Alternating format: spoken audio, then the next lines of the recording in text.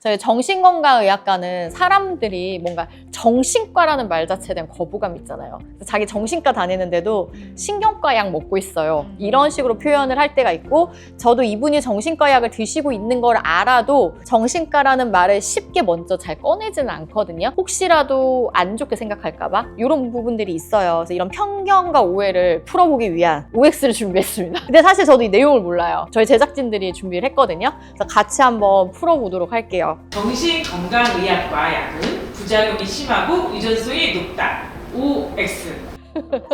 난 세모인데? 저는 부작용은 심하다고 생각합니다. 의존성은 없어요. 근데 부작용은 솔직히 심해요.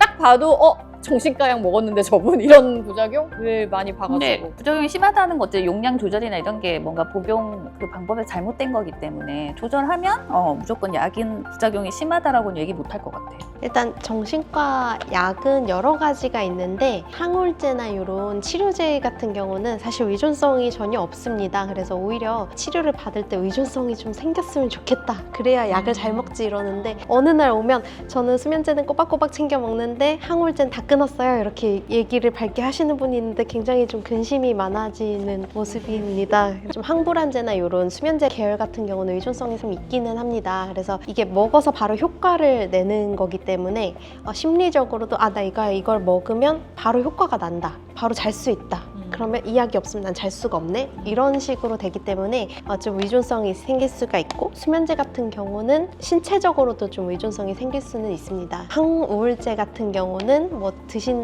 드셨다가 끊었다고 해서 나 이거 안 먹으면 안 돼. 약간 이런 마음은 별로 없으시고, 계속 드시면 치료 효과가 있기 때문에 호르몬을 교정하고 나서 우울증이 다 관해되고 이런 과정이 좀 들어가면 끊는데도 좀 수월할 수가 있습니다. 의존성이 높다는 것은 무조건 사실은 아닌 걸로 해서 X를 골랐고, 부작용이 심하다는 말은 어느 정도는 뭐 맞는 말이기도 합니다만 이제 용량 조절도 하고 좀 맞는 약을 찾아가는 과정이 좀 필요한 것 같아요. 근데 이제 한번 드시면 되게 깜짝 놀라시죠. 갑자기 구역감 올라오고 이러면 깜짝 놀라서 다 끊고 이제 그냥 정신과를 안 다니는 선택을 하시는 분들이 있는데, 내 몸에 맞는 약들이 있기 때문에 계속 상의를 해서 나 이런 부작용이 있었다, 이거 끊고 뭐 다른 약을 좀 선택하거나 그런 과정들이 좀 필요해서 정신과를 다니실 때는 좀 상담을 어느 정도는 좀 하시는 것이 필요할 수가 있겠습니다. 그래야지 의사랑 좀 상담을 통해서 이 약이 나랑 맞는지 안 맞는지를 구체화할 수가 있고. 부작용 얘기했던 거, 저 같은 경우는 약간 항우울제, 알프라조람 같은 거는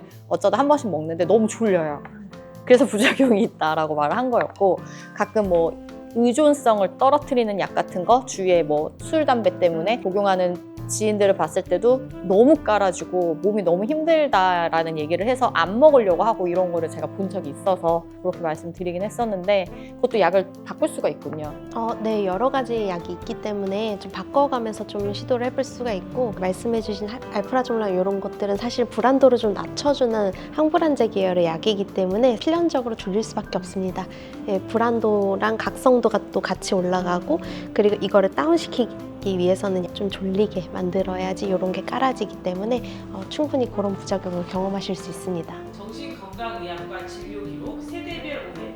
10대는 대학 입시에, 20대는 취업에, 30, 40대는 보험가입에 불이익이 있다. OX.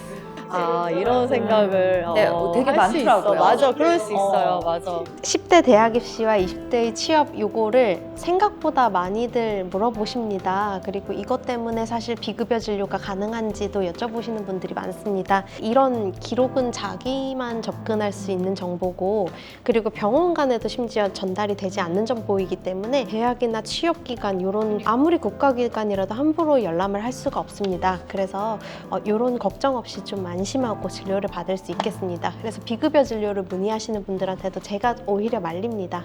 그래서 보험 진료 보시라고 그렇게 말씀을 드리고요. 보험 가입 같은 경우는 어느 정도는 일리가 좀 있는 게, 왜 다른 과 진료를 보고 치료를 받더라도 이력이 있으면 유병자 보험 쪽으로 좀 실손을 들지 않습니까? 그런 거랑 좀 비슷한 개념이라고 보시면 되고요. 정신과 진단이 있으면은 뭐 안 된다, 약간 이런 거는 아닙니다. 특별하진 않다. 오히려 다른 큰 질환이 더 영향을 많이 줘요. 정신건강의학과는 비용이 많이 든다. OX. 와, 이거는 이거 실제로 뭐 보험되는 질환들이 거진 대부분이고 이제 약들도 뭐 그렇게 비싸지 않고 하니까 굳이 뭐 정신 분석 이런 깊이 들어가는 왜 그런 비급여가 아니라면 그냥 편하게 우리 감기 진료 받으러 가도 될 것 같고. 그래서 저는 세무했어요. 이런 경우는 그냥 정말 기본 진료비밖에 안 나오고 상담 시간도 적당한 시간이기 때문에 사실 그렇게 비싸게 나오진 않는데 그런 심층 분석이나 뇌파 검사라던가 뭔가 심리 상담, 다른 추가적인 검사가 들어가야 하거나 상담도 길게 해야 되거나 그런 경우에는 진료비가 당연히 비싸질 수밖에 없죠. 저도 같은 의견이기는 합니다. 뭐 심층 정신분석이나 이런 것들은 보험 진료보다는 비급여 항목이 있기 때문에 좀 돈이 생각보다는 좀 많이 들 수가 있고 뇌파 검사 말씀하신 것처럼 이런 검사들이 좀 많을 경우에는 비용 청구가 좀 많을 수 있습니다. 그래서 병원의 정책에 따라서도 사실 검사를 조금 여러 가지로 해서 세부적으로 보는 병원이 있으면 그 병원은 조금 가격대가 좀 있을 수가 있고 그래서 병원마다도 가격이 조금 다를 수는 있는데 기본적으로는 말씀대로 보험 진료를 간단하게 보면서 그냥 치료를 하는 항목이기 때문에 그렇게 비싼 돈을 들지는 않습니다. 아니 그 제 지인 중에 뭐 아기 때문에 갔어요 병원을. 근데 이제 한 번 가고 안 간 거예요. 근데 병원에서 엄청 많이 전화 오더라고요. 그래서 원래 우리가 산부인과 한 번 가고 안 왔다고 산부인과에 전화 안 오잖아요. 여기가 특수성인 건지 아니면 그 아이의 특수성인지 좀 궁금하더라고요. 저희 병원 같은 경우도 안 오면 굉장히 전화를 많이 합니다.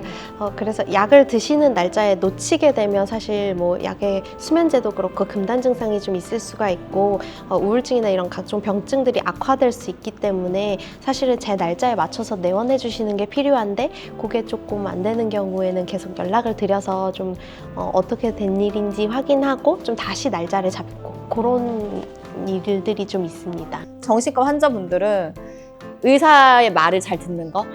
근데 수능도가 굉장히 중요해요. 예, 의사랑 환자 사이의 수능도. 제가 이 약을 드셔야 됩니다 했는데 예 하고 나가서 뭐야 이거 안 먹어. 이런 거가 수능도가 떨어지는 거고 제가 이 약 드시면 좋아요 라는데 네네 이거는 수능도가 좋은 거거든요.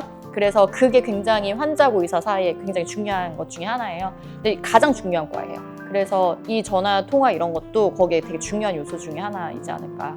저희도 연락드리는데 보톡스 맞으실 때 지나. 이건 마케팅이라고 하고요. 수능도가 아닙니다. 여긴 수능도, 여긴 마케팅.